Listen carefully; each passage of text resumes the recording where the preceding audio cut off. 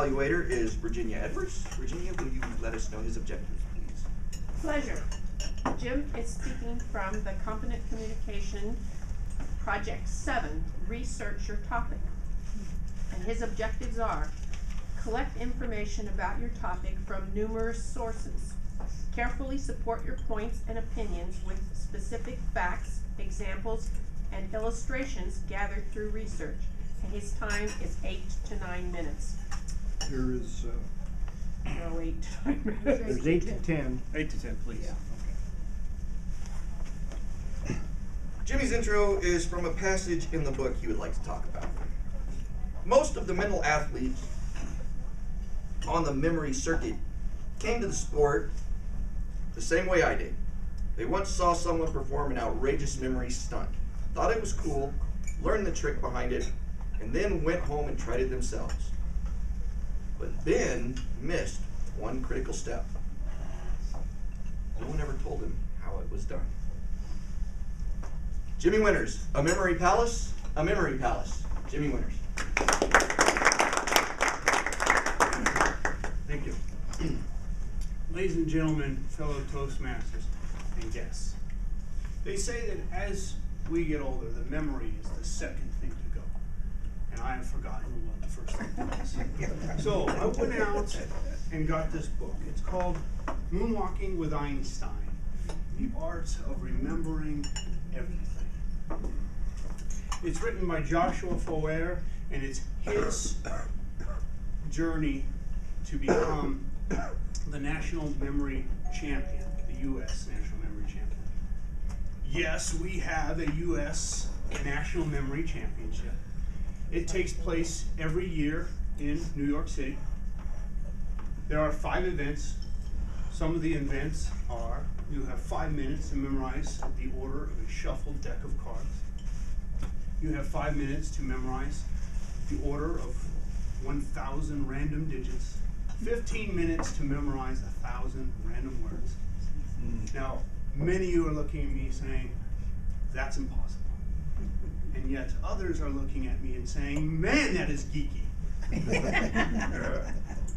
But it's actually really interesting to understand how the mind works, and that's what this book will help you to do. And it can even change the way that you think about it here today. Now, there are 2 ways to memorize something. The first way is the method I call the Gustave Flaubert method. And he was a French writer that said that if you look at something long enough, it becomes interesting. And this is the way that most of us memorize, right? We sit there and we stare at it, and we say it over and over, and we try to get it to stick. And if we're lucky, it lasts for about an hour. But there is another method, and that method is to create a visual image, something more lasting, something that's going to imprint on your mind.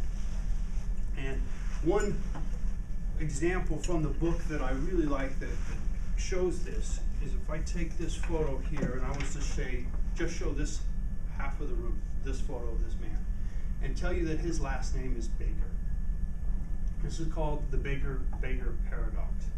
And then I was to show this side of the room, the same photo, the same man, but separately tell you that he is a baker.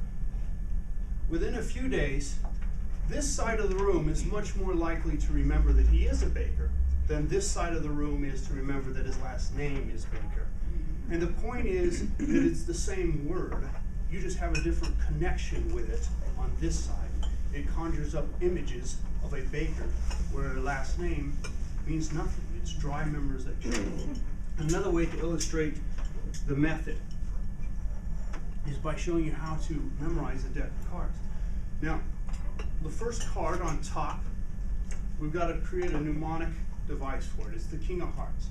And most of us know that there's more than one king, so dry memorization would be just to memorize it as the King of Hearts. But what if we turned him into, let's say, a groom? So a groomsman, we're going to imagine him in a tuxedo, white cuffs, the whole 9. Next up is the Queen of Hearts. That's his bride, right? We're going to envision her as the bride. King of Clubs. Now that's Tiger Woods, right? Oh. King of Clubs. This one here, that's me, the King of Diamonds, and my wife, the Queen of Diamonds. sense. Okay, so that's what we're going to do. For each card, we're just going to create this mnemonic device. Now, what are we all doing? We're going to be hanging out in a memory palace. And the best way to remember the order of a deck of cards would be to create this memory palace. So everyone follow along with me if you can. The memory palace is the easiest way to do it, is to go to somewhere you know intimately. So let's start at your own homes. And we're going to start right there at the front door of your own house. And in your mind, you're going to visually picture yourself there. And there's where our groom is, and he's standing there at the door, okay? Well, we got him imprinted on our minds. So what is he doing? He's got to be doing something. We're going to have him kicking in the door, okay? So the more abstract, the better. So he's kicking in the door, and he's a big guy, but he's got a little foot. So he's not making much headway on the door. He's kicking away at it, but this little foot is not doing much. So next up, we open the door, we'll move around the room in a clockwise manner. In my house, the next spot is my couch, and there she is, the objects of his affection, sitting there in her white gown on my couch. But then I see why he's kicking down the door. Next to her is Tiger Woods. So what we're going to do is we're going to continue around the house doing this same thing with all 52 cards. And hopefully, and with a little practice, when it comes to recalling the cards, you're just going to simply go back to your front door and remember that there's where our groom is, and he's walking, and start walking around your house to recall the cards. Now, what's the point, right? Oh, who cares?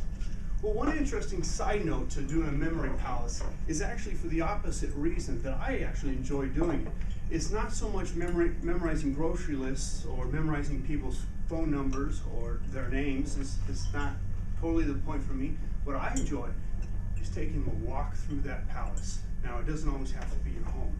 I've put a grocery list in where my child was born in the hospital room, and I get to walk through that room every time I go to the store. Sometimes I go back to a childhood home and just walk around that house in my mind, of course, and remember phone numbers and people's names there. I've left Tiger Woods at the Louvre in Paris before, so that's always a different aspect to it. But today, you say to me, I have an iPhone. What do I need this stuff for? If I forget something, I'll make a phone call, right? Well, that's true. But another interesting quote from the book is that as we get older, it is normal for our memories to decline, but it doesn't mean that it's natural. Because as we get older, our metabolism slows down as well, and it's easier for us to gain weight. Well, it doesn't mean that we just say it's natural. We go out and we exercise. And creating these memory palaces and memorizing things can be a way to exercise your mind. You'll be amazed that after 5 minutes of doing so, how much exhausted you will feel mentally. So you should spend at least 10 to 20 minutes a day trying to memorize something, walking through a memory palace, if only to exercise your mind. And if you do this, you will be amazed at how fast you can pick up the technique, how easy it is, and how unbelievable the mind is. It's like a warehouse that never fills up.